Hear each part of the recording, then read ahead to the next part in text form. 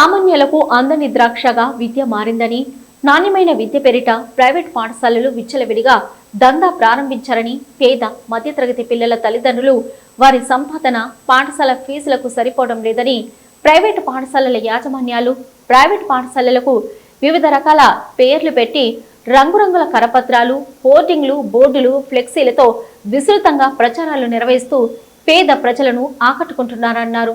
విద్యతో పాటు పాఠశాలలో ఫీజులు, బట్టలు, బూట్లు, టై, బెల్ట్, పాఠ్యపుస్తకాలు, నోట్బుక్స్ పేరిట అధిక ధరలకు విక్రయిస్తూ వ్యాపారం చేస్తున్నారు. వీటితో పాటు స్కూల్ బస్సు, ఆటో ఫీజు, ఇతర రకాల ఫీజులతో ప్రారంభంలో మాయమాటలు చెప్పి తర్వాత తల్లిదండ్రులను ఇబ్బందులకు గురి చేస్తున్నట్లు పలువురు తల్లిదండ్రుల నుంచి ఫిర్యాదులు వినిపిస్తున్నాయి. పాఠశాలలో అర్హత లేని ఉపాధ్యాయులతో తరగతులు నిర్వహిస్తూ కార్పొరేట్ స్థాయిలో అధిక ఫీజులు వసూలు చేస్తున్నారు. విద్య వ్యాపారం చేస్తున్న ప్రైవేట్ పాఠశాలలపై మండల విద్యాధికారులు ప్రైవేట్ పాఠశాలలు ఇచ్చే మామూళ్ల మత్తులో చూసి చూడనట్లు వ్యవహరిస్తున్నారని వార్తలు వినిపిస్తున్నాయి. అన్నీ కలిపి ప్రైవేట్ పాఠశాలల్లో ఎల్కేజీ విద్యార్థులకు 30,000 నుంచి 40,000కు పైగా సామాన్య ప్రజలు ఫీజులు చెల్లించవలసి వస్తుందన్నారు. పాఠశాలలో ఎక్కడ మౌలిక వసతులు లేకపోయినప్పటికీ ఫీజులు ఇష్టారాజ్యంగా వసూలు చేస్తున్నప్పటికీ పట్టించుకున్న వారే లేరు.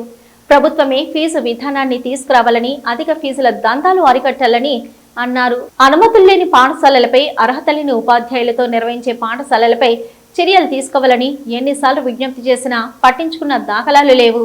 విద్య ప్రైవేటీకరణకు వ్యతిరేకంగా ప్రభుత్వం చర్యలు తీసుకోవాలని పలువురు మేధావులు కోరుతున్నారు. మండల కేంద్రంలోని బచ్చయ్యపేటలో విద్యార్థుల ప్రాణాలతో చెలగటమాడుతున్న జాజిమొగ్గల ఇంగ్లీష్ మీడియం స్కూల్ ఇందుకు ఉదాహరణగా నిలుస్తుంది.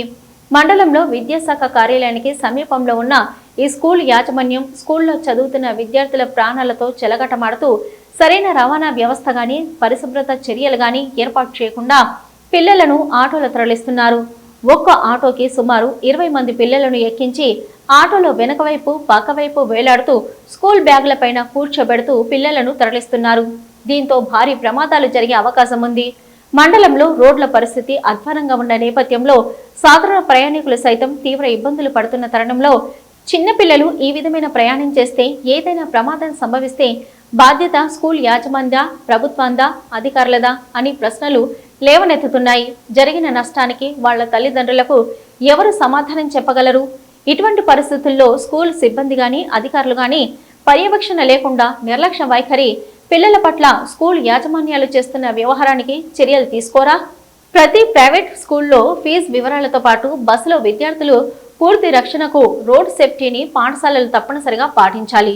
రోడ్డుపై జిబ్రా క్రాసింగ్ ఏర్పాటు చేసుకోవాలని, పాఠశాలల్లో తప్పనిసరిగా అగ్నిమాపక భద్రత చర్యలు తీసుకోవడం, ఆటలు, సాంస్కృతిక కార్యక్రమాలను పాఠ్య ప్రణాళికలో భాగం చేయడం, పాఠశాల భవనాలు పూర్తి భద్రతతో ఉండాలని, ఓపెన్ కారిడార్ ఉన్న అంతస్తుల్లో గ్రిల్స్ ఏర్పాటు చేయాలని నిబంధన ఉన్నప్పటికీ అవి మండలంలో ఉన్న స్కూళ్లలో కానరాకపోవడం కొసమెరుపు. రానున్న రోజుల్లో విద్యాశాఖ అధికారులు ఇలాంటి ప్రైవేటు విద్యా సంస్థలపై కొరడా జలిపించి సాధారణ మధ్యతరగతి ప్రజలకు మేలు జరిగేలా చూస్తారో లేదో వేచి చూద్దాం. అలాగే లేదండి, ఒక ఆటోలో 25 మందిని అలాగా కూర్చోబెడితే పిల్లవాడి యొక్క ప్రాణానికి చాలా నష్టం వస్తుంది. కాబట్టి విద్యను అభ్యసించడానికి వెళ్తున్నారు కానీ ప్రాణాలు పోగొట్టుకోవడానికి వెళ్ళలేదు. కాబట్టి అలాగ 25 మందిని ఒకే ఆటోలో తీసుకెళ్ళడం అనేది అది క్షమించరానటువంటి విషయం అండి. నేను అలాగే భావిస్తున్నాను. దాన్ని రెక్టిఫై చేసుకోవాల్సినటువంటి అవసరం ప్రైవేట్ స్కూల్కి తప్పకుండా ఉందండి. ఇది గమనించాలండి. వెంటనే మీరు మీ యొక్క పద్ధతిని మార్చుకోవాలి.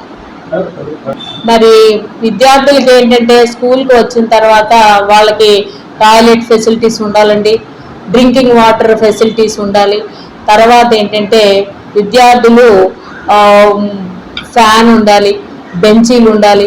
కిందని ఏ విద్యార్థి కూడా కూర్చోకూడదండి. ప్రతి విద్యార్థికి ఒక బెంచ్ అనేది ఉండాలండి. ఉంటూ చక్కని చదువు అనేది అందించాలండి. పిల్లలు ఆడుకోవడానికి కూడా గ్రౌండ్ అది ఉండాలండి. మరి ఇవన్నీ గమనించగలరని నేను తెలియజేస్తాను.